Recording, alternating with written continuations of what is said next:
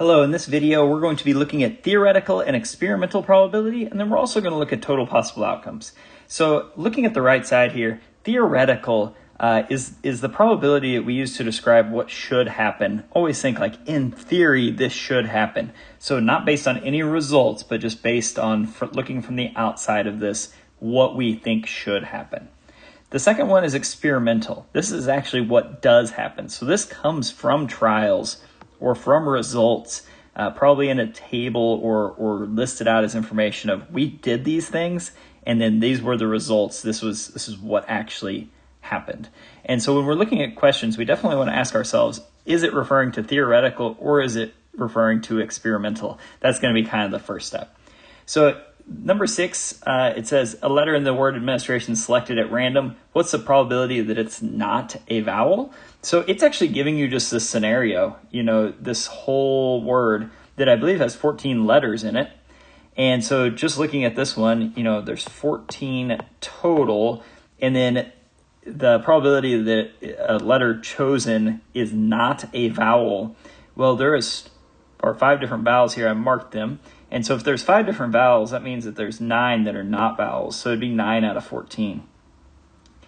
And then if the probability of picking a pink jelly bean out of a bag is 4 out of 15, the probability of not picking a pink one, so if 4 are pink, that means that the other 11 are not pink. And this is what we're using complements here.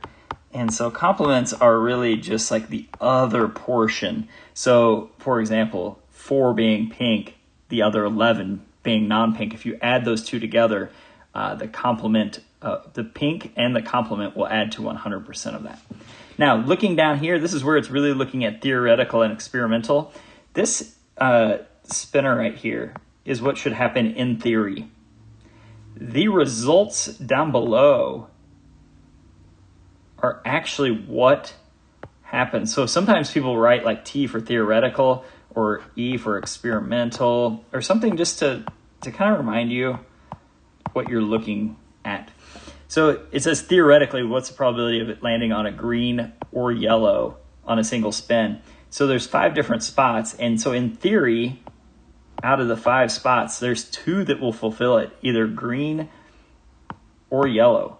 So those 2 would both fulfill it. So this probability is 2 out of 5. So again, it says in theory. If it also said words like, what would you expect? That would also be theoretical. All right, the next one, based on the experiment. So that would be experimental based on our results that we had over here. What's the probability of it landing on green or yellow on a single spin? So how many total spins are there? It looks like 24, 30. It looks like 40 total spins. And then how many times did it land on green or yellow? So it landed on green 6 times. It landed on yellow 12 times. So there's 18 different possibilities if we add those together. 18 possibilities of what would make that yellow or green. So we're just going to add those up. Those are the ones that total fulfill it. If we wanted to simplify that fraction, we certainly can. But again, experimental coming from the table. The next one says, theoretically, if the spinner spun 500 times, how many times would you expect it to land on orange? So in theory, up here, orange is 1 out of 5. And if you spun it 500 times, if you multiply that by 500, you would expect it 100 times.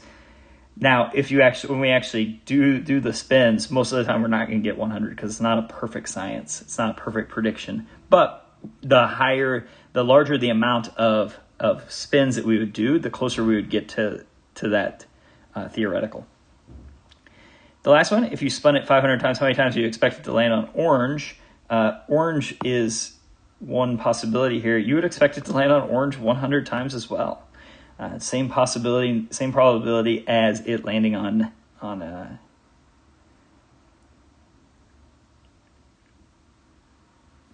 oh, sorry. I just realized that this said based on the experiment. So now we're using the experimental to predict it. So this would be out of 500 times. Our experimental, based on the experiment, we had 5 out of 40. And so if we have 5 out of 40 times 500, we'll actually get that result.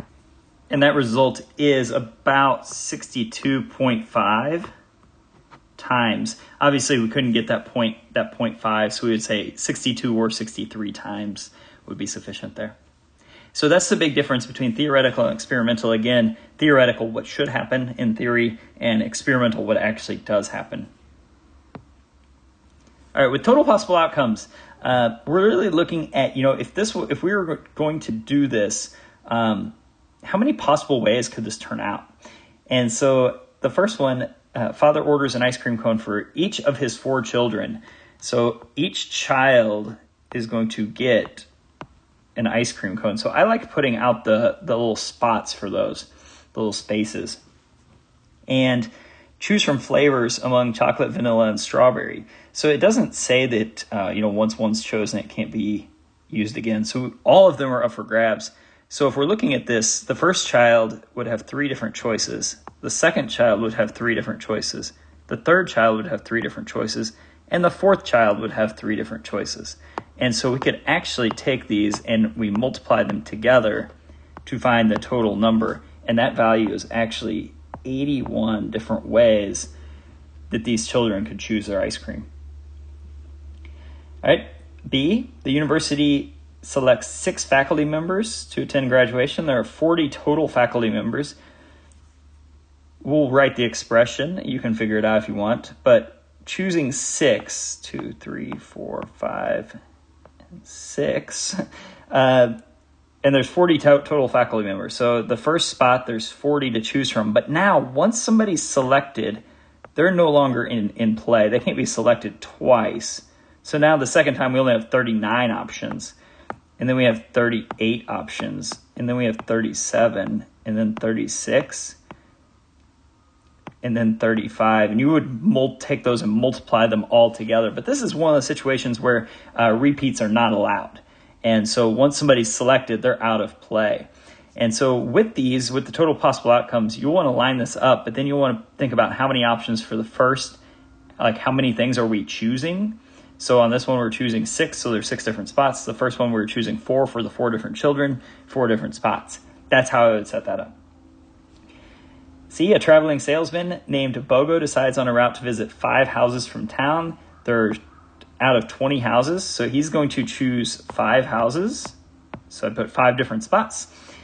20 to choose from at the onset, and then once a house is chosen, he's not going to choose it twice, so there's 19. That one's now out of play, so there's 18, 17, and 16. And again, you take those and multiply them together. All right, D, looks like a triathlon. You need swimming, biking, and running. And so it has to choose between 3 swimsuits, 2 bicycles, and 4 running shoes. So things that are going to be chosen, swimsuits going to be chosen, a bicycle, and running shoes. So I put these spots here to indicate like I'm choosing 3 total things. And so there were 3 swimsuits to choose from, 2 bicycles to choose from, and 4 to choose from here. So there's 24 different ways that they could select these. The last one, a 2-digit number using these numbers. So it looks like there's 6 different numbers here. And so we're choosing a 2-digit number. It kind of, it feels like you can't repeat a number in this question. It says, a 2-digit number using these digits. So I think if you use 3, it's no longer in play, just by the way it's worded. So you have 6 different choices for the first one, and you have 5 different choices for the second value, and that would be 30. So again, not using repeated values, but this is how you would find the total number of outcomes.